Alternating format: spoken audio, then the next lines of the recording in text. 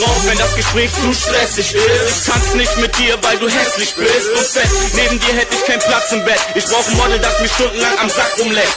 Vergiss deinen Mann, verlass die Party mit mir. Ich bin cool, ich wasch deinen Rücken, komm baden mit mir.